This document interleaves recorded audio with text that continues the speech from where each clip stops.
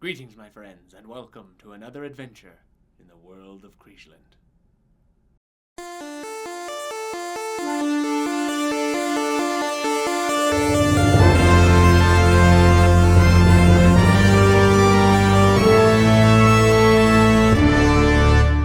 Alright, today we've got Stovar, Bird, and Joe on their way to the town of Bogfly Bay. A few more days on the boat, and with some ingenious strategizing between Bird and Giles, you guys have decided to utilize two of your rings that glow and attach them to Bird when he is a bird and to Bird's bird. And between them flying out and kind of triangulating, you guys have predicted that Chuck does appear to be moving closer and closer along the path you've predicted around the coastline towards his swamp homeland to the southwest. Now, that being said, you guys land in Bogfly Bay and decide that you can cut him off kind of before he gets to the swamplands by climbing up onto the sea cliffs and heading over that way. And so you guys go up onto the sea cliffs and you split into two groups. Giles, Brog, and Biggs head off not too far from you guys, but just far enough that you guys kind of make a little net. As your rings begin to glow brighter and brighter, you continue to look, and under the assumption that he's disguised as an animal because you don't see any middle-aged men running around in the cliffs, you guys begin to look more closely, and the ring is starting to get pretty bright, so you know he must be in the area, and he is indeed crawling across the top of the sea cliffs in some manner. And so you continue to search. And Stovar, you notice that there is a rat curiously crawling along the edges of the sea cliff cracks and chasms in a careful and kind of coordinated manner. He looks to be kind of hell-bent on maneuvering through the rocks and towards the swamp areas past you. A very curious-looking rat indeed, moving with purpose, as we might say. Bird, you stop looking at that fish. Bird. That is a Look at very that. strange bird. No, but look at this rat. He's acting really odd. We're looking for a druid. Okay. Do you think your hawk could go get that rat? Tyler, go fetch. I'll send him in to go grab the rat. Yeah. So Bird points out the rat, Hawk nods, and he swoops in. Pretty easy for a hawk to hit a rat, so he goes in and clips him for the 1 HP damage required to pull him from his druid shape, and sure enough, Tuck, the outlaw, pops back into a human form.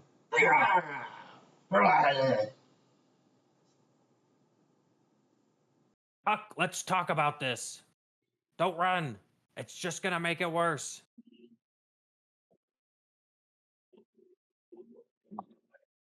Do we call that like a persuasion, or? I feel like that makes the most sense.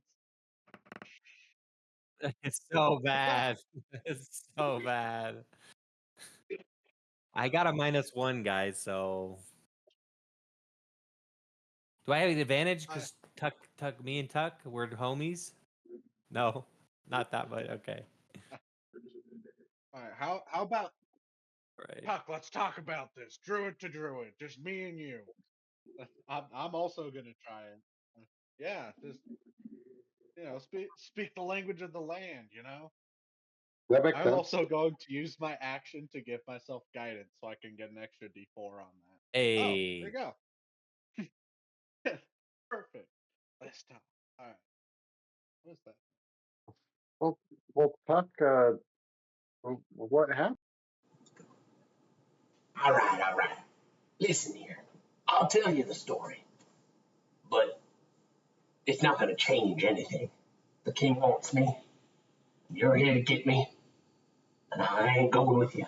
But listen, I saw in his eyes And as this is occurring, the other team starts to approach Brog and Giles and Biggs as he's kind of telling the story. And you guys start to surround him, and you can see a little bit of like nervousness in his eyes. He's like, but he continues.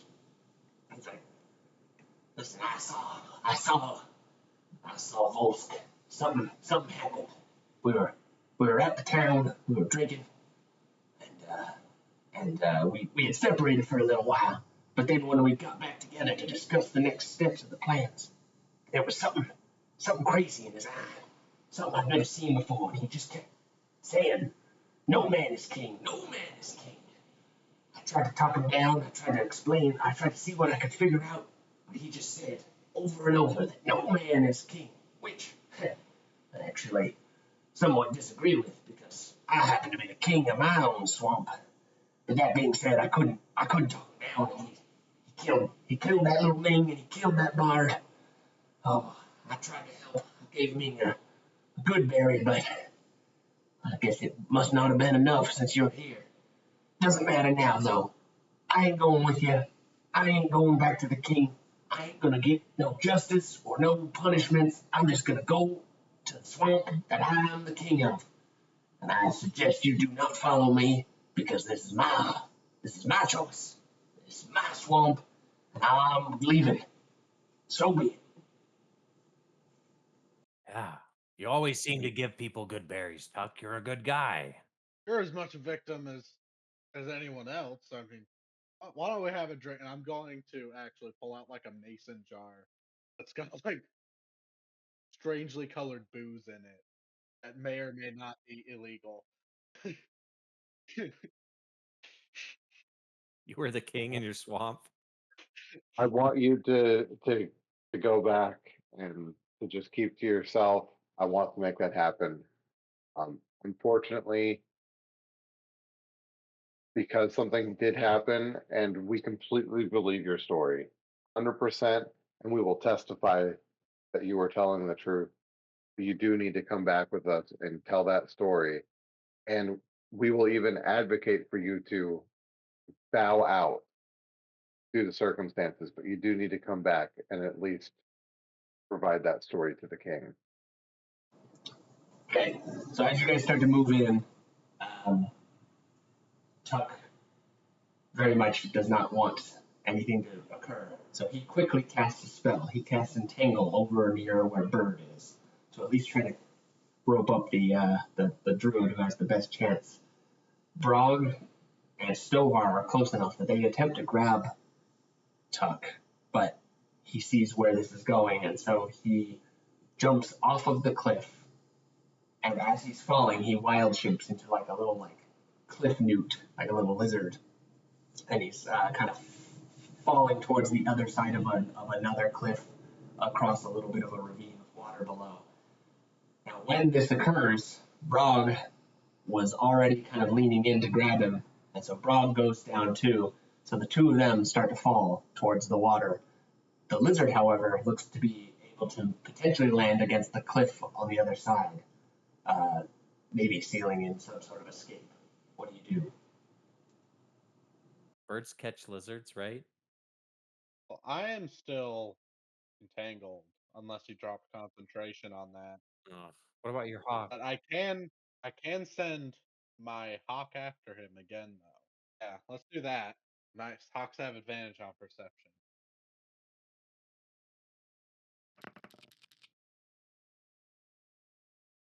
There we go. Okay, so your hawk nabs him right in the middle of his fall, and the 1 HP damage again pulls him out of his wild shape. So Tuck falls towards the cliffs at a really bad trajectory, and he bounces, hits hard, lands against the side of the cliff, potentially injuring himself in some way. And as he tumbles across and down into it looks pretty bad. He hits a few rocks on the way in before he hits the water. Brog went straight into the water, so that's not too bad as far as what's going on in him. But as soon as Tuck gets into the water, he doesn't exactly come back up immediately.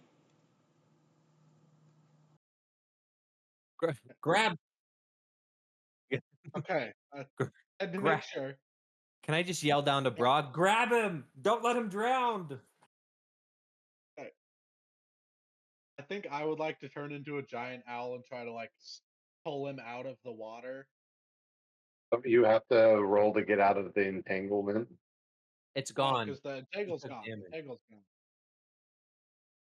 Yeah. Oh, gotcha. Okay, so you turn into an owl and you fly down towards the water. You're near the edge of the surface of the water as you're kind of like swooping around a little bit, trying to figure out where anything is. You don't see anything of Brog, you don't see anything of Tuck at first. Then suddenly, something bursts out of the water and grabs you, and it's Brog. And he yells, "Brog can't swim! Brog can't swim!" Yeah. I can go try to find Tuck again, but for As now long as we'll he's get not rid of. drowning. Yeah, but he can handle not breathing for a little bit. We can pull him back eventually, hopefully. Yeah, I'll bring the guy that can't swim, and I have. Oh God. Those are death saving throws, friends. And even if he makes them, he's going to Absolutely. be drowning. Yeah. I mean, the guy that's not a convicted criminal first. I mean, all right, I'm just gonna go down and try to find him. Well, I'm gonna at least get down there, and then I can turn into a person and find him if I have to. But if he's close to the surface, then I'll stay an owl. Okay, so you swoop down and you're kind of searching around for a little bit. You cut through a couple of the little sea coves and the towering kind of sea rocks that are around you kind of make for almost like a maze-like environment as you're kind of swimming around, and you're kind of like losing faith because you're looking around at the water quite a bit. But as you round one of the corners, you notice, and this is right near the edge of where the sea cliffs are going to be meeting into the swamp area. There is one of the stone cliffs that's kind of tower shaped. The water has eroded all the way around it, so there's just a jut of straight rock coming out, and you see that on the outside of this kind of rocky tower, there are some doorways and stairs that go out and around, and you can see a few of them up and down the whole thing. So it looks like this sea cliff has been like partially carved and created into like some sort of like a tower structure. Obviously, obviously like formed or hewn by some sort of intelligent design. And at the very bottom door, that's like almost right at the level of the water. Water is splashing in and out of this like bottom door, and it's at the very bottom of the stairs that wind around the outside. You see Tuck, and he kind of slips into the darkness. But before he goes in, he puts some. You see that he's like doing something with some rocks, and then he moves his way into the he moves his way into the tower door, and you notice the rocks are aligned up in a way to speak a message in Druidic that essentially is basically just like a Druidic version of the middle finger, and then he slips into the darkness of the cave door. So he seems to be okay, or at least, I mean, he's probably injured, but he is still on the run, and he's now gone into some sort of strange stone tower. I guess I just like fly as fast as I can that direction. So cursing in my head in Dwarvish, just So you fly over, and when you get to the doorway that he went into, and you can now see the tower a little bit better. And sure enough, yeah, some of the stairways are like broken. You can tell this place must be pretty old. It's probably used as like it's probably been used in multiple occasions.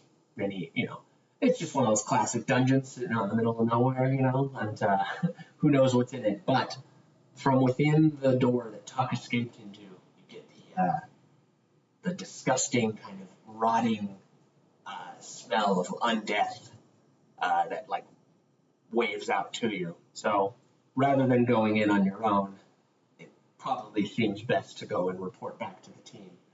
So you fly back and explain to the others what's going on. And so you guys decide that you're going to have to try to get into that tower and see if you can cut him off or find him within it. So the decision then goes to split the party. Giles, Biggs, and Brog are going to hike up and up to the top part and start from the top of the tower. And Bird, you can fly your companions down to that lower door that Tuck went in. And the idea will be to try to, cut him off in some way.